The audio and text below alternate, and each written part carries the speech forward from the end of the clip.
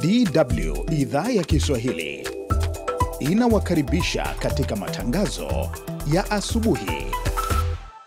Imetimia saa 12 kamili kwa saa za Afrika Mashariki, saa 11 Afrika ya Kati, sawa na hapa Ujerumani. Hujambo na karibu kwenye dunia yetu leo asubuhi. Kwa niaba ya wenzangu watakaosikika, mimi ni Saleh Mwanamilongo. DW habari za ulimwengu. DW habari za ulimwengu. Msomaji wako ni Rashid Chilumba. Kwanza lakini habari kwa ufupi. Iran imesema duru ya pili mazungumzo na Marekani itafanyika Roma, Italia. Rais Xi Jinping wa China amewasili nchini Cambodia baada ya kuzitembelea Vietnam na Malaysia. Na timu za Arsenal na Inter Milan zimetinga nusu fainali ya Champions League. Habari kamili. Tehran. Iran imethibitisha jana Jumatano kwamba awamu ya pili mazungumzo na Marekani kuhusu mradi wake wa nyuklia itafanyika mwishoni mwa juma hili mjini Roma, baada ya utata uliotokea kabla ya juma mahali ambako mazungumzo hayo yangefanyika. Tangazo hilo la Iran limetolewa kupitia televisheni ya taifa nchi hiyo, ambayo imearifu kwamba Oman, iliyokuwa mwenyeji wa mkutano wa kwanza, itaendelea kuwa msuluhishi katika mazungumzo ya mjini Roma siku ya Jumamosi. Taarifa hiyo imetolewa wakati mkuu wa shirika la kimataifa la kudhibiti nguvu za atomiki IAEA, Rafael Grossi, amewasili nchini Iran jana kwa mazungumzo na viongozi wa nchi hiyo. Inatazamiwa mazungumzo hayo yatajikita juu ya ruhusa ambayo wakaguzi wa IAEA watapatiwa katika kusimamia utekelezaji wa makubaliano yoyote yatakayofikiwa kati ya Iran na Marekani. Pande hizo mbili zinajaribu kutafuta mkataba utakaopunguza uhasama uliochochewa na mradi wa nyuklia wa Iran ambao Marekani inashuku unaweza kutumiwa na nchi hiyo kuunda silaha za nyuklia. Phnom Penh. Rais Xi Jinping wa China amewasili Cambodia leo, kituo cha mwisho cha ziara yake ya kuyatembelea mataifa matatu ya kusini mashariki mwa Asia, akibeba ujumbe wa ushirikiano wa karibu na kulinda maslahi ya pamoja. Katika makala aliyoiandika na kuchapishwa kwenye vyombo vya habari vya Cambodia kabla ya kuwasili kwake, Rais Xi ameirai nchi hiyo kushirikiana na China kupambana na kile amekiita kwa mfumo unaotegemea nguvu za taifa moja duniani, siasa za mabavu na mivutano isiyo na tija. Amesema nchi hizo mbili ni lazima zikatae sera za kufunga milango na badala yake zipige debe kuendeleza ushirikiano katika ngazi ya kimataifa. Cambodia, iliyo msafirishaji mkubwa wa nguo kwenda nchini Marekani, iliwekewa ushuru wa 49% na utawala wa Donald Trump, ambao hata hivyo umesitishwa kwa muda hadi mwezi Julai. Viongozi wa nchi hiyo wanatumai ziara ya Rais Xi itasaidia kupatikana msaada zaidi wa kifedha, ikiwemo wa kufadhili ujenzi wa miundombinu. Paris. Waziri wa mambo ya kigeni wa Marekani Marco Rubio hii leo atakutana na viongozi wa Ufaransa mjini Paris kujadili hatma ya vita vya Ukraine chini ya kiwingu cha kusuasua kwa jitihada za kuishawishi Urusi kubali usitishwaji mapigano kwa muda. Rubio pamoja na mjumbe maalum wa Rais Donald Trump Steve Witkoff pia watajadili wasiwasi kuhusu mradi wa nyuklia wa Iran na mzozo wa Mashariki ya Kati wakati watakapokutana na Rais Emmanuel Macron na waziri wake wa mambo ya nchi za nje Jean-Noel Barrot. Taarifa hizo zimetolewa na chanzo kimoja cha kidiplomasia kilichozungumza na shirika la habari la AFP. Mkutano huu unafanyika siku kadhaa tangu Urusi ilipoishambulia miji miwili ya Ukraine na kusababisha vifo vya makumi ya watu. Mataifa ya Ulaya ikiwemo Ufaransa yalikosoa kwa matamshi makali mashambulizi hayo, na waziri wa mambo ya nchi za nje wa Ufaransa alisema jana Jumatano kwamba Rais Vladimir Putin wa Urusi ameonyesha kwa mara nyingine kuwa ukatili wake hauna mipaka na hana dhamira ya kusitisha vita. Naendelea kusikiliza taarifa hii ya habari za ulimwengu kutoka DW mjini Bonn. Maputo. Shirika la kimataifa la kutetea haki za binadamu la Amnesty International limesema vikosi vya usalama nchini Msumbiji viliendesha operesheni ya ukandamizaji kwa karibu miezi mitatu baada ya uchaguzi mkuu uliozusha vurugu Oktoba mwaka jana. Katika taarifa yake iliyotolewa jana jioni, Amnesty International imewanukuu watetezi wa haki za binadamu nchini Msumbiji wanaodai kuwa wimbi hilo la maandamano na ukandamizaji wa polisi linasababisha vifo vya zaidi ya watu 300. Shirika hilo limezitaka mamlaka za Msumbiji kuchunguza mauaji hayo na ukiukwaji mkubwa wa haki za binadamu ulioshuhudiwa. Maelfu ya watu nchini Msumbiji walimiminika mitaani kwa majuma kadhaa baada ya uchaguzi wa rais na bunge wa Oktoba 9 mwaka jana, ambao mwanasiasa wa chama tawala cha Frelimo Daniel Chapo alitangazwa mshindi wa kiti cha urais. Kandanda. Mabingwa watetezi wa kombe la klabu bingwa barani Ulaya Champions League, klabu ya soka Real Madrid imeaga mashindano ya mwaka huu baada ya kukubali kichapo wakiwa nyumbani cha bao 2-1 kutoka kwa Arsenal katika mchezo wa duru ya pili wa robo fainali uliochezwa usiku wa kuamkia leo. Mabao mawili, moja la Bukayo Saka mnamo dakika ya 65 na la pili lililowekwa wavuni na Gabriel Martinelli dakika chache kabla ya kipenga cha mwisho kupulizwa, yalihakikishia Arsenal tiketi ya kucheza nusu fainali.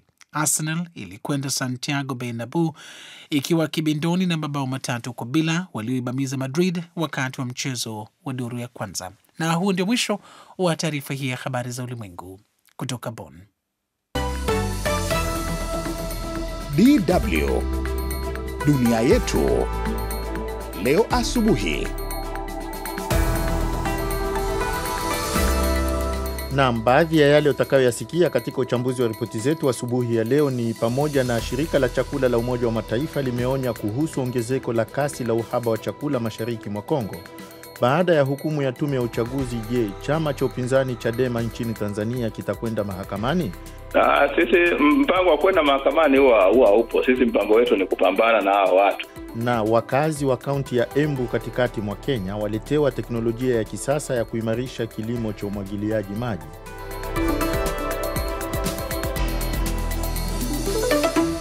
Katika matangazo haya tumekuandalia pia makala fupi ya wanawake na maendeleo, lakini kwanza uchambuzi wa ripoti zetu. Nchini Jamhuri ya Kidemokrasia ya Kongo, baa la njaa limefikia kiwango cha kutisha. Shirika la chakula la Umoja wa Mataifa limeonya hivi karibuni kuhusu ongezeko la kasi la ukosefu mkubwa wa chakula, hasa upande wa mashariki ya Kongo ambapo mapigano kati ya kundi la waasi la M23 na jeshi la Kongo yamezidisha mzozo wa kibinadamu. Katika mji wa Sake, wakazi wanapambana kutafuta mkate wa kila siku, huku matumaini ya kurejea kwenye mashamba yanayoweza kulimwa yakionekana kutoweka. Ripoti kutoka mji wa Sake na mwandishi wetu Ruth Alonga. Mji wa Sake ambao zamani ulikuwa mji bila wakazi, leo unashuhudia wakazi wake wakirudi, lakini kurudi huko kuna ladha ya uchungu. Mashamba ambayo yalikuwa chanzo cha mapato ya kawaida sasa hayafai kutokana na uwepo wa mabomu na vifaa vya milipuko ambavyo havijalipuka. Hali hii inatishia kabisa uwezo wa kupata chakula. Tunakutana na Immaculée Bauma, mama wa watoto 10, ambaye ameweka mkono kwenye paji la uso asijue jinsi ya kufanya. Hatuna activity, hatuna tena shughuli zozote. Hatuwezi tena kwenda mashambani. Mashamba yetu yamejaa mabomu. Tulikuwa tunavua bila tahadhari na wengi wamepoteza maisha. Mimi nilikuwa nikienda shambani Murambi. Hatuna hata faranga 100 za kununua viazi. Hata tufikiri kuwa tunaweza kula leo. Katika shamba lake la Murambi, Immaculée anakumbuka siku nzuri zilizopita, sasa zikiambatanishwa na hofu. Kwa umbali wa mita chache kutoka kwenye sehemu za kulima, kamba nyekundu zinaonyesha maeneo hatari ambapo mabomu yanaendelea kuleta madhara. Mgogoro ulioendelea kwa zaidi ya mwaka mmoja katika maeneo haya umeacha alama ya simanzi. Hivi karibuni, kifo cha mtoto kilichosababishwa na kuchezea kifaa cha milipuko kimeonyesha hatari inayowakabili watu kila siku. Watoto wengine 3 waliojeruhiwa na vipande vya mabomu walilazimika kuhamishwa katika kituo cha matibabu huko Goma. Jonas Mudumbi, mtaalamu wa kilimo, anaamini kuwa hali hii itasababisha vifo. Shughuli kuu hapa ilikuwa ni kilimo. Mashamba ya Kamuronza yalikuwa yakilisha wakazi. Leo njaa inachukua nafasi kwa sababu watu hawawezi tena kulima. Wale wanaoogopa kwenda mashambani watakufa kwa njaa, au hata mbaya zaidi kwa sababu ya mlipuko wa mabomu. Kwa hofu ya hatari zinazohusiana na mashamba yaliyoko milimani, wengi wameamua kupanda bustani ndogo nyuma ya nyumba zao. Hii ni hatua ya kuishi kwa kuzingatia changamoto kubwa inayohusiana na kuwepo kwa hatua za kuondoa mabomu kulingana na Jonase Mundumbi. Kwa hofu ya kwenda katika mashamba makubwa milimani, wamechukua hatua ya kupanda bustani za mboga nyuma ya nyumba zao, na hii ni kwa sababu ya mabomu ambayo bado hayajadenywa. Katika njaa inayoendelea na hatari inayoshuhudiwa kila mahali, wakazi wa maeneo haya wanadhihirisha ujasiri mkubwa licha ya kutowepo kwa miundombinu ya usalama. Ikiwa hakuna hatua haraka ya kuondoa mabomu na kurudisha upatikanaji wa mashamba ya kilimo, gharama itakayolipwa itakuwa kubwa, ikijumuisha maisha ya binadamu yatakayopotea kwa njaa na ghasia. Ruth Alunga, DW, Sake. Baada ya mwenyekiti wa Tume Huru ya Taifa ya Uchaguzi, Jaji Jacobs Mwambegele, kusema kilichozungumzwa na tume hiyo kuhusu hukumu ya chama kikuu cha upinzani nchini humo Chadema ni tafsiri yao, na kama Chadema wanatafsiri tofauti, basi mtafsiri wa mwisho wa mambo hayo ni mahakama. Mwenzangu Sudi Mnete amezungumza na mwanasheria mkuu wa Chadema Dr. Rugameliza Nshala, na hoja ya kwanza, je, chama chake kina mpango wa kwenda mahakamani?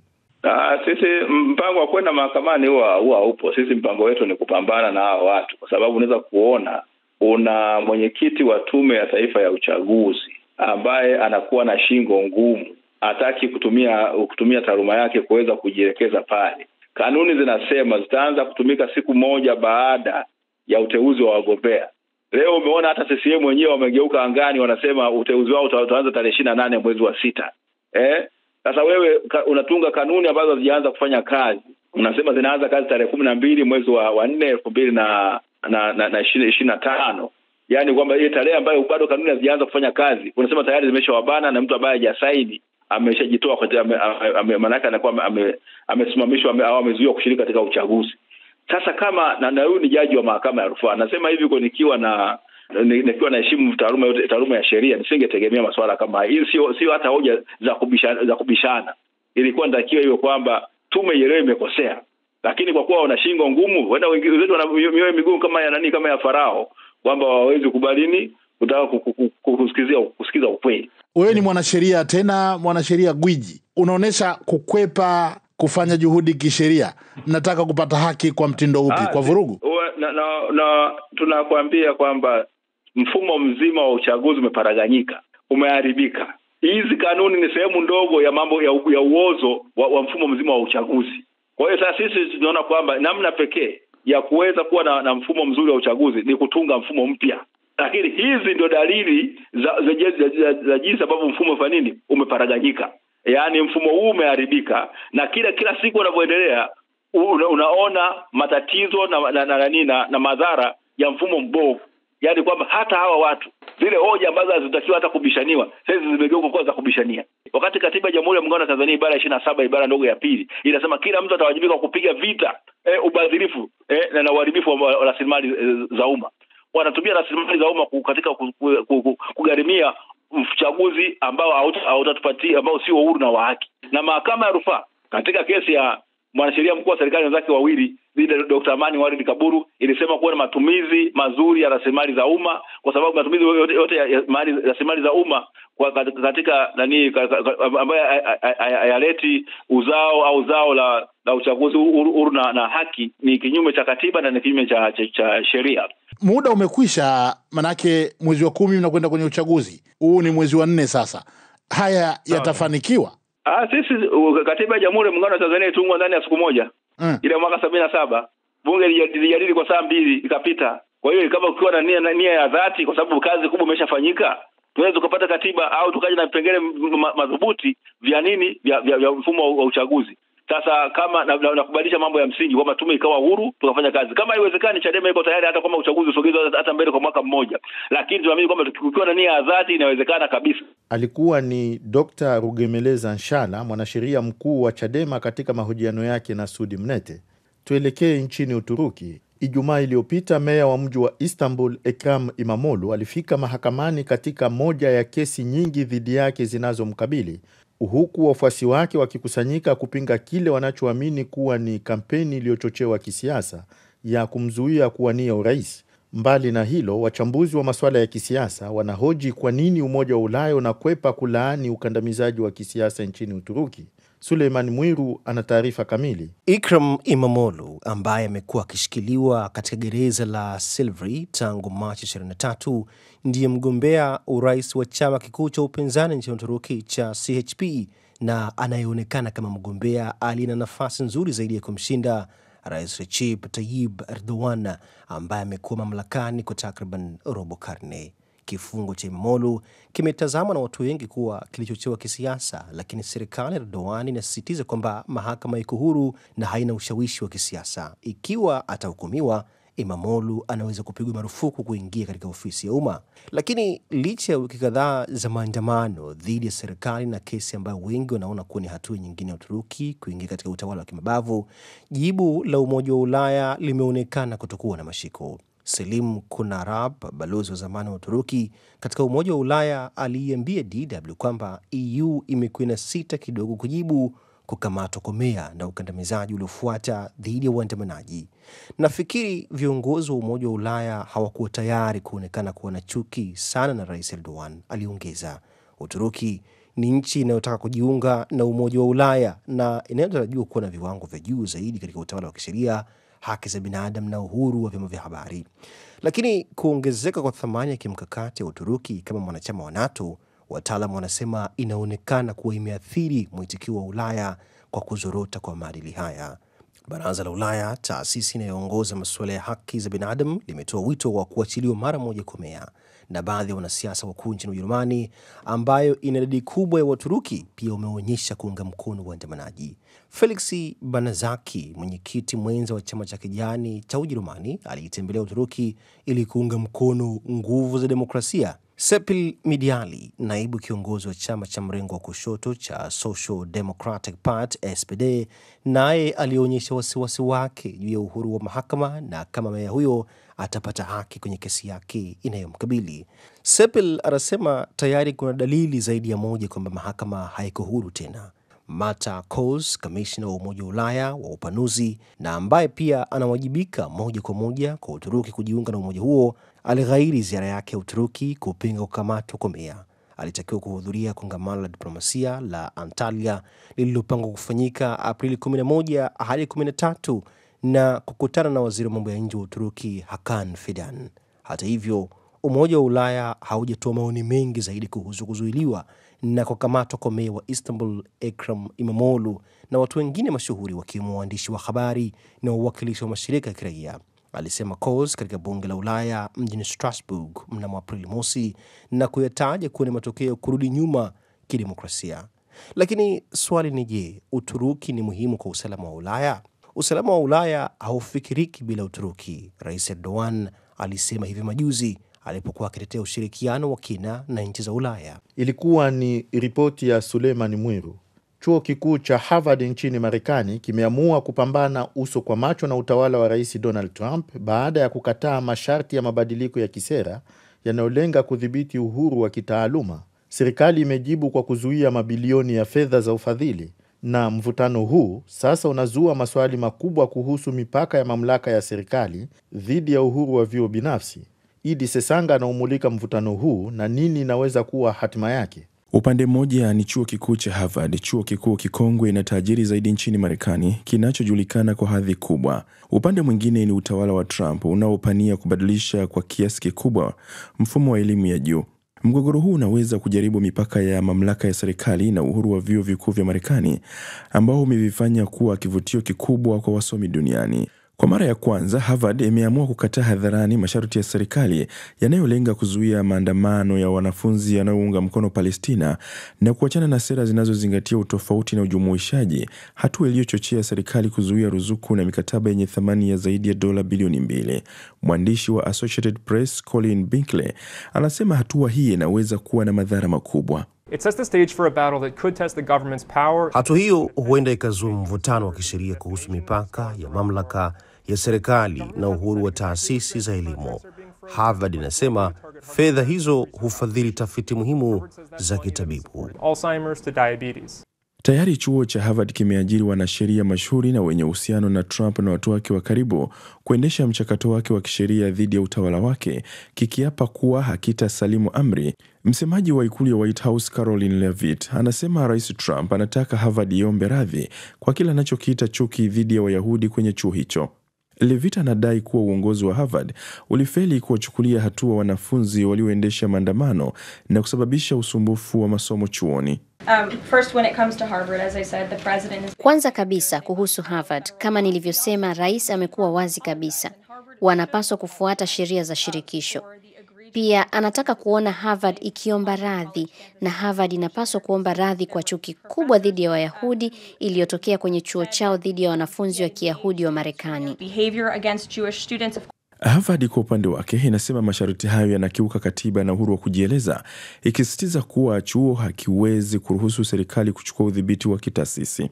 Mvutano huu sasa unaelezwa kuwa kipimo cha jinsi serikali ya Marekani inavyoweza kutumia nguvu dhidi ya taasisi za elimu kupitia udhibiti wa ufadhili. Tayari vyuo vikuu vingine kama Columbia, Stanford na Princeton vimeonyesha kuunga mkono msimamo wa Harvard. Wachambuzi wanasema hii huenda ikageuka kuwa mapambano mapya ya kisheria kuhusu haki za kikatiba, uhuru wa kitaaluma na mipaka ya mamlaka ya serikali kwa taasisi binafsi. Ni wazi kuwa mvutano huu kati ya Harvard na serikali ya Trump unaweza kuwa na athari kubwa kwa mustakabali wa elimu ya juu ya Marekani. Shukran sana Idi Sesanga kwa taarifa hiyo. Tukamilishe uchambuzi wetu huko nchini Kenya. Wakulima wa eneo la Mbere, kaunti ya Embu, wana kila sababu ya kutabasamu baada ya kuletewa teknolojia ya kisasa ya kuimarisha kilimo cha umwagiliaji maji. Teknolojia hiyo inatumia nishati ya sola kusambaza maji yanayotoka mto Thiba hadi mashambani kijijini Gaturiri. Thelma Mwadzaya aliwatembelea wakulima hao na hiki ndicho alichokiona. Mto Thiba ni chanzo muhimu cha maji kwa wakazi wa Mbeere Kusini. Ili kufanikisha kilimo cha kumwagilia, teknolojia ya kisasa ya kusambaza maji imewaletea tija. Mashine hiyo ni rafiki kwa mazingira kwani haitoi moshi wala kelele. Mabomba yanasukuma maji kutoka mto Thiba kwa kutumia nishati ya sola.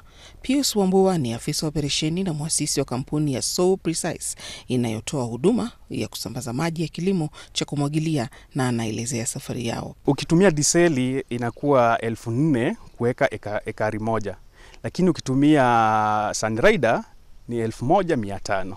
Kwa hivyo imepungua kwa kiwango ya juu sana. Tuna wakulima wenye sasa wanatumia service zetu ni wakulima 15, lakini tuna wale wanangojea huduma zetu ambao ni 31. Wamama ndio wanafanya ile kazi, ndio wako kwa shamba. Teknolojia hii haihitaji nguvu nyingi, jambo linalowapa wanawake wepesi kuitumia. Kuileta huduma karibu na wakulima, shirika la Haifa linashirikiana na kampuni ya kijamii ya So Precise kuwafadhili kununua mashine hizo kwa bei nafuu. So Precise ni mmoja wa washindi wa shindano la 2024 la teknolojia na ubunifu la shirika la kimataifa la maendeleo ya miradi ya kilimo Haifa Ayute.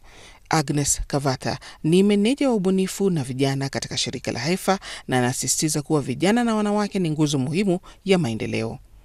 Hawa waliingia competition kama idea stage, na kwa wakati huu wameendelea, wameweza kufika mahali ambao wana serve 50 farmers, na hiyo ni kiwango mzuri kwa a startup. Tunaenda kuwafadhili ndio waweze kupeana maji kwa ekari kwa muda kidogo zaidi, ndio waweze kufanya eka mingi kwa pampu moja kwa siku. Wakulima nao wanaweza kukodisha mashine kwa bei ndogo ya kumwagilia maji kwa kila eka ya shamba. Janet Munguti ni mkulima wa Mbeere Kusini na anausifia mradi huo wa kumwagilia maji kwa mashine za sola.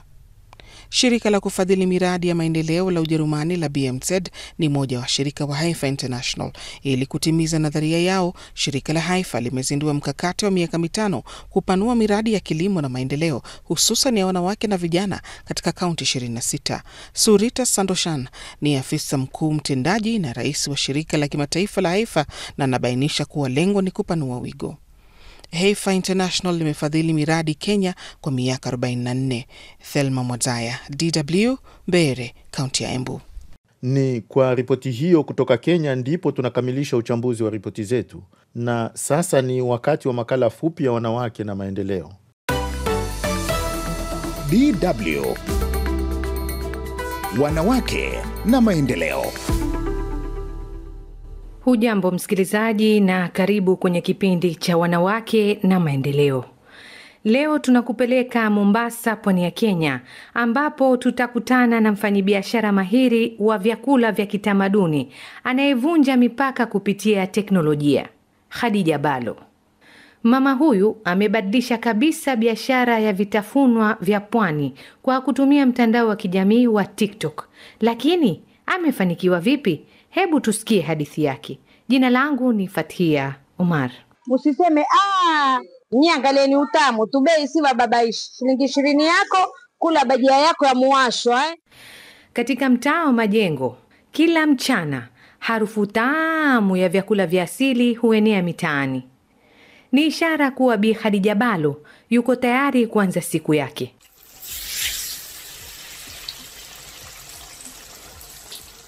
Vitafunwa vyake kama vile viazi vya karai, bajia, sambusa, kababu, katlesi na muhogo wa kuvuruga vinawavutia wateja kutoka mitaa mbalimbali ya Mombasa. Pamoja na hayo, anaandaa vinywaji vya asili kama juisi ya ukwaju na barafu za kienyeji. Hii kazi kusema ukweli nilianza miaka mingi sana, toka 1995. Ni kipaji tu Mungu amenipa, mkono wangu uwe na ladha ya chakula, mtu akila iwasikia raha iwaregea tena. Basi nikaanza hivyo tu mzaha nikapika, basi ndo nikaonelea raha ya ile ya kupika nani. Miaka 17 mimi sina bwana na naendesha maisha yangu, najiangalia mimi, nasomesha watoto wangu kwa kiuwezo niwezavo, najihudumia kila kitu nitakacho, nyumba yangu, kila kitu yani hivyo kwa hii biashara. Lakini siri yake kubwa nini? Teknolojia. Kupitia mtandao wa kijamii wa TikTok, Bi Khadija huonesha hatua kwa hatua jinsi anavyotayarisha vitafunwa vyake na wateja huagiza papo hapo. Siku hizi simu yake si tu kifaa cha kupiga simu, bali ni duka lake, tangazo lake na njia yake ya kuwasiliana na wateja. Basi mimi ilitokea tu mtoto wangu aitwa Muhammad aliniambia toka ni suggest, mama, kwa nini tusitie kwenye TikTok hii, ni kwenye mitandao, watu wakaona wafanya kazi gani. Basi tukaanza, basi kaendelea hivyo, ndo nipaka nikawa maarufu zaidi ya kujulikana as Khadija Balo.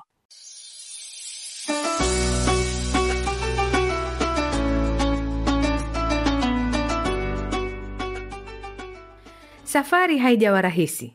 Kukosa eneo maalum la biashara na dhana potovu kutoka kwa baadhi ya watu wanaoidharau kazi yake ni changamoto anazokabiliana nazo. Lakini kwa msaada wa mwanawe wa kiume kwa jina la Taufik Swaleh anayemsaidia kila siku, Khadija anazidi kupiga hatua kubwa.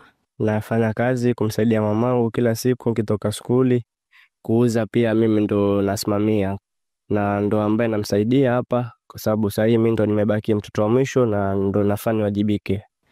Na hapa nakutana na Swaleh Muntar, mmoja wa wateja maarufu wa Bi Khadija. Siku yangu haijakamilika bila kufurahia mapochopocho ya Khadija Balo. Hasa viazi vyake vya karai na bajia. Navipenda sana mashallah. Utamu wake uelezeki. Jambo la kuvutia ni jinsi jamii za pwani zinavyobadilika. Zamani, mitandao ya kijamii ilihofiwa hasa na wanawake, lakini sasa wanajifunza kuwa teknolojia si adui, bali ni daraja la mafanikio yao.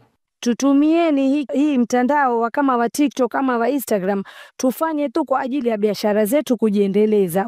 Tusitumie mitandao kwa njia mbaya. Bi Khadija Balo ni mfano mzuri wa jinsi wanawake wa kisasa wanavyoweza kuitumia teknolojia kujenga biashara zao. Kama alivyoonyesha, simu yako inaweza kuwa daraja la mafanikio yako. Mwisho wa makala ya wanawake na maendeleo. Hadi wakati mwingine, mimi ni Fathia Omar nikikutakia siku njema.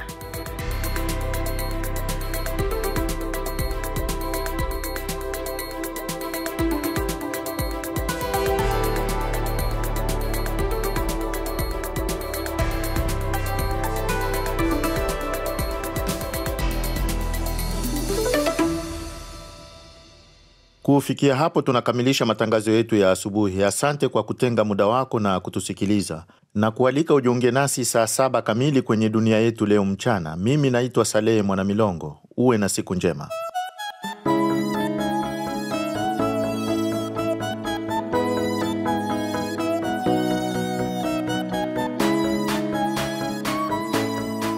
Mlikuwa Mlikuwa mkisikiliza matangazo ya asubuhi ya DW idhaa ya Kiswahili ambayo huanza saa 12 na kumalizika saa 12 na dakika 30 asubuhi. Tulikuwa hewani kupitia satellite Badri 8, Eutelsat 8WB, Hotbird 13G na SES 5. Hadi tutakapokutana tena hewani kwa matangazo mengine ya Kiswahili, tunakuwageni kwa aherini.